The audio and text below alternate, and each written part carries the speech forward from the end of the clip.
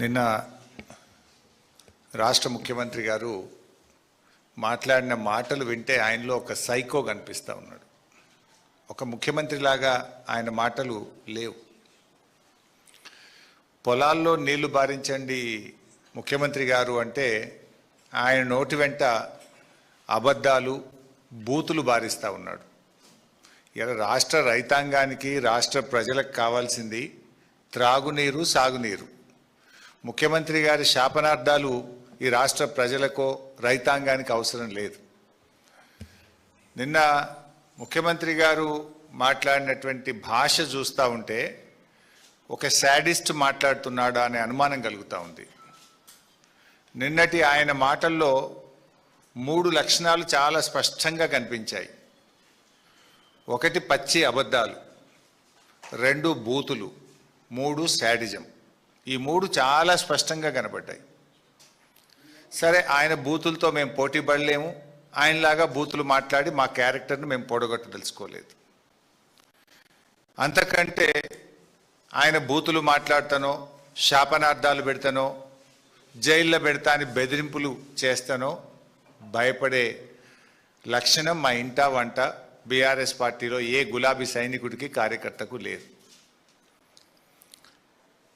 ఇవాళ ఏం మాట్లాడాను ముఖ్యమంత్రి గారు, ఒకసారి ఆ వీడియో చూసి నేను మళ్ళీ ముందుకు పోతా.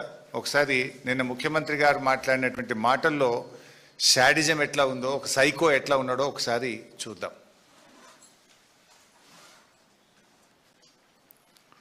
దాంట్లో దిగమను, దూకమను, రాయి కట్టుకొని దూకమను, శని పోతుంది. ఎందుకంటే ఇట్లాంటి పాపాలు చేసి ఇంకా ఎక్కువైనాయి.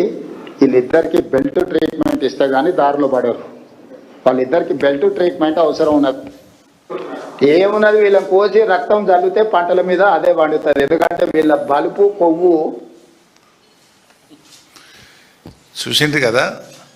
రైతుల పంట పొలాల్లో నీళ్లు బారించండి ముఖ్యమంత్రి గారు అంటే మా రక్తాన్ని బారిస్తా అని రేవంత్ రెడ్డి గారు మాట్లాడుతూ ఉన్నారు. ఇది ఒక ముఖ్యమంత్రి మాట్లాడాల్సిన భాషన? నీళ్లు కావాలని మేము అడిగితే రక్తం కావాలని రేవంత్ రెడ్డి అంటుండు. సార్, నీకు రక్తం కావాలంటే ఇస్తాం, దానికి కూడా మేము వెనకాడటోళ్ళం ఏం కాదు. కానీ మాకు నువ్వు నీళ్ళు ఇవ్వడానికి, ఒకవేళ మా రక్తమే నీకు నీళ్ళు ఇవ్వడానికి అడ్డమైతే ఆ రక్తం ఇవ్వడానికి కూడా మేము సిద్ధంగా ఉన్నాం. ఇప్పుడు రాజకీయాల్లో విమర్శలు సహజం. ఒక ముఖ్యమంత్రి స్థానంలో ఉండి ప్రతిపక్షాల యొక్క రక్తాన్ని పంటలపై చల్లాలి, బెల్ట్తో కొట్టాలి అని మాట్లాడడం అనేటువంటిది అత్యంత జుగుత్సాకరం. ఆయన రక్త పిపాసి మనస్తత్వానికి ఇది నిదర్శనం. నిన్న ఎక్కడ మాట్లాడిండు ఆయన? బోధి పెవిలియన్లో మాట్లాడిండు. పేరేమో బోధి పెవిలియన్. మాటలన్నీ హింసను ప్రేరేపించి, హింసను తలపించేటువంటి మాటలు నిన్న ముఖ్యమంత్రి గారు మాట్లాడినారు.